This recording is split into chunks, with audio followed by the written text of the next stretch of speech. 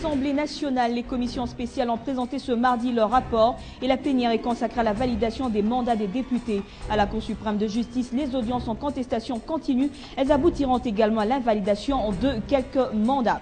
La DGD et la RTNC sont désormais partenaires. Ces deux parties ont procédé ce mardi à la signature de la convention de collaboration sur la perception de la redevance sur les appareils récepteurs d'émissions audiovisuelles. Dorénavant, la DGD apercevra la redevance de tout appareil d'émissions audiovisuelles entrant sur le territoire congolais.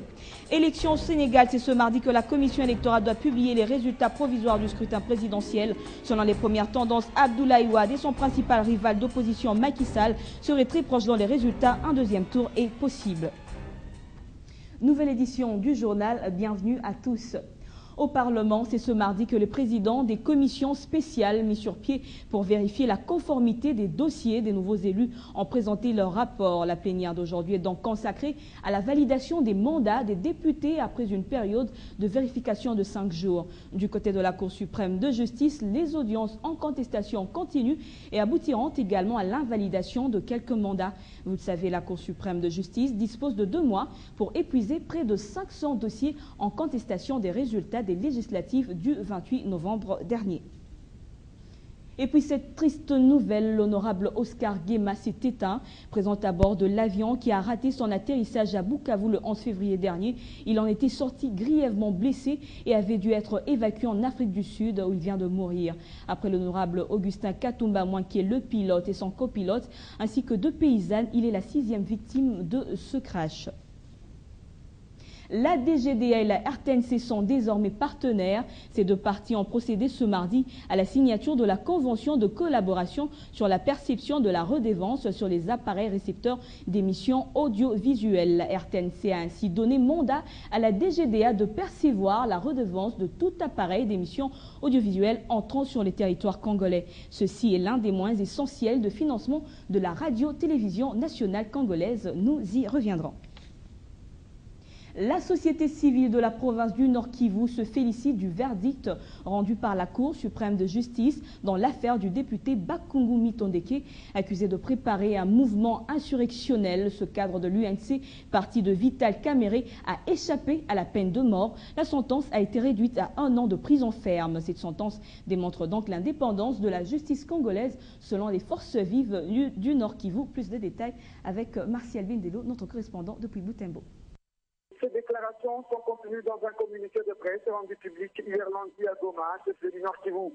Dans ce document, la coordination provinciale de la société civile salue la sagesse et l'indépendance de la Cour suprême de justice ayant conduit au rétablissement de la vérité par le rejet pur et simple des graves imputations dont l'atteinte à la société de l'État et l'entretien d'une rébellion dont le chef de l'honorable Bakungu Mitondeke.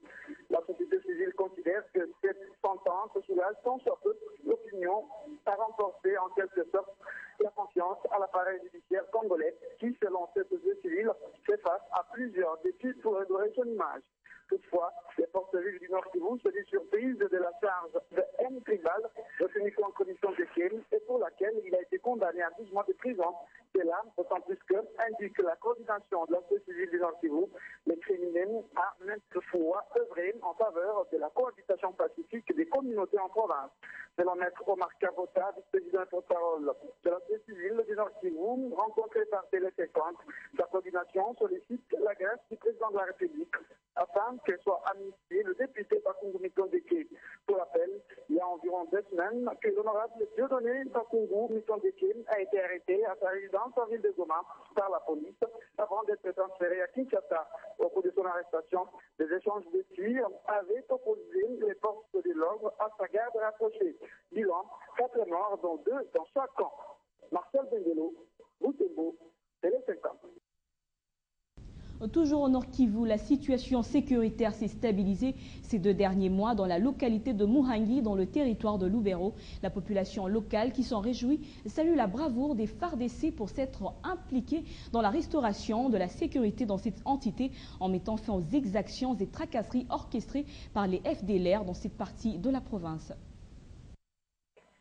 La camionnette qui a connu cet accident est du type Hilux et faisait la suite du cortège funèbre qui accompagnait le corps de l'abbé Katabu Nicolas à Moutinene, à plus de 10 km au sud de Butembo pour inhumation. Les blessés qui sont au nombre de 23, dont 3 grièvement, sont pour la plupart des handicapés physiques. Ils sont habités dans les soins intensifs à l'hôpital général de Matanda à Butembo. Selon les sources médicales contactées ce matin, les bilans risqueraient de s'alourdir. Elles indiquent tout de même que pour les 20 premiers cas, rien n'est à craindre car touchés légèrement, alors que pour les 3 autres personnes blessées grièvement, beaucoup de manœuvres restent à faire pour qu'elles se rétablissent, d'autant plus qu'elles ont connu des cassures crâniennes. D'après le témoignage recueilli sur les lieux du drame, l'excès de vitesse engagé par le chauffeur au niveau d'un virage serait à l'origine de cet accident de roulage. La police de circulation routière s'occupe déjà du dossier. Martial Bendelo, Butembo, Télé 50. En bref, tolérance zéro Kasaï oriental, le chef de la division provinciale des finances et l'ordonnateur des dépenses de cette province aux arrêts. Ils sont accusés de détournement de plus de 166 millions de francs congolais destinés à la paie des fonctionnaires du territoire de Ngandanjika. Ils ont été incriminés par une commission d'enquête dirigée par le vice-gouverneur Bruno Kazadi Boukassa. Et puis le réacteur du Centre régional d'études nucléaires de Kinshasa, autrefois menacé par plusieurs têtes d'érosion, se trouve hors de danger grâce à l'implication des autorités congolaises pour la protection du site de l'université de Kinshasa. Le commissaire général à l'énergie atomique en RDC l'a déclaré lundi à l'ouverture du séminaire qui se tient à Kinshasa jusqu'au vendredi prochain. Rendons-nous à présent au Sénégal où les résultats provisoires du scrutin présidentiel du 26 février sont attendus aujourd'hui. Selon les premières tendances, le président sortant Abdoulaye Wade et son principal rival d'opposition Macky Sall seraient très proches dans les résultats. Les deux candidats revendiquent chacun sa victoire, bien qu'un deuxième tour est envisageable. Après le vote qui s'est relativement bien déroulé au Sénégal, place aux estimations sur le potentiel gagnant, bien qu'un deuxième tour se profile. Selon les résultats partiels et non officiels, l'actuel numéro 1 sénégalais se retrouve au coude à coude avec le principal opposant Macky Sall, son ancien Premier ministre, avec 28,7% des voix contre 26,5%. Le président sortant serait dans une mauvaise passe selon les analystes, bien qu'il bénéficie d'un fort soutien des populations rurales. Dans son propre bureau de vote à Dakar, il a été battu par Moustapha Niasse, un autre candidat de l'opposition. Mais aussi dans l'hypothèse d'un second tour qui donnerait favori son principal rival d'opposition Macky Sall, capable de rassembler toute l'opposition autour de lui, notamment Moustapha Niasse, arrivé troisième selon les premières tendances et qui se dirait prêt à respecter le mot d'ordre de l'opposition, à savoir tout sauf Wade. Les deux candidats pourraient donc s'affronter lors d'un second tour qui se tiendrait entre le 18 mars et le 1er avril. La course aux alliances est donc lancée. En sport, sachez que le sélectionneur principal des Léopards, Claude Leroy, a rendu public lundi la liste de 24 joueurs retenus pour affronter les Seychelles demain mercredi, un match qui s'inscrit dans le cadre du dernier tour des éliminatoires de la CAN 2013. Sur le 24 retenus pour affronter les Pirates seychellois ce mercredi, on note 17 joueurs évoluant au pays, 6 seulement proviennent de l'étranger. Parmi les joueurs locaux, Claude Leroy a fait confiance à 7 de l'SV Club, à savoir Issa Mapeko, Mampuya Lema, Mutombo Kazadi, Lema Mabidi, Botaï Pierre, Ngoyi Emomo et Basila Jérémy.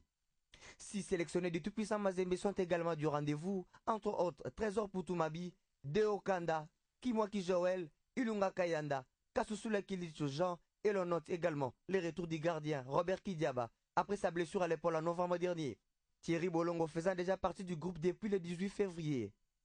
C'est d'ailleurs avec ce groupe que la République démocratique du Congo a arraché le nul le 23 février dernier, 0 but partout face aux Taifa Stars de la Tanzanie en amical.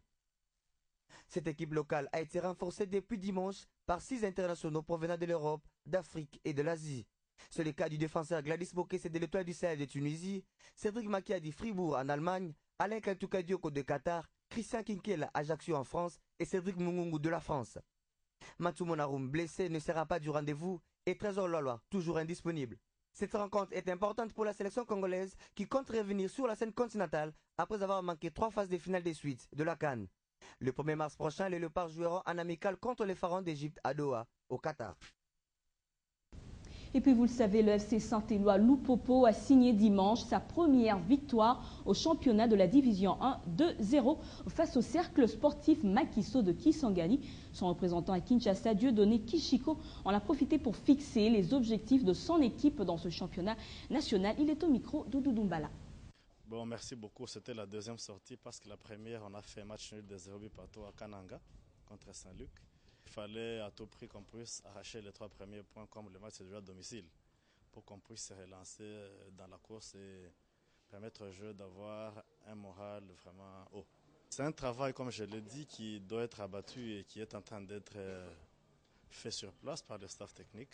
Je crois qu'avec les jours qui restent et le staff technique va avoir suffisamment de temps, assez de temps pour pouvoir corriger les erreurs qu'il y a pour que, en commençant la campagne africaine, les week-ends du 23, 24 et 25 mars, que l'équipe soit à même de pouvoir nous faire de bons résultats, pouvoir nous permettre de pouvoir aller le plus loin possible comme nous l'avons toujours dit, contrairement à ce que nous avons fait l'année passée. C'est féliciter d'abord tous les joueurs pour les résultats d'hier, leur demander d'oublier qu'on a gagné, qu'on doit voir les matchs du 11. C'est le match qui est très important et qu'il y a le match de la Coupe d'Afrique qui nous attend. Que tous puissent voir ce qui n'a pas tenu hier pour qu'on puisse faire un score fleuve, bien que Makiso n'était pas une moindre équipe, qu'on se remette au travail pour corriger les erreurs afin que nous puissions présenter une équipe qui pourra nous permettre de faire de très bons résultats dans la campagne africaine qui est très importante pour nous. Voilà, merci à tous nos téléspectateurs qui nous suivent à travers le monde, notamment Katanga en Angola et au Canada. La revue de presse, c'est tout de suite.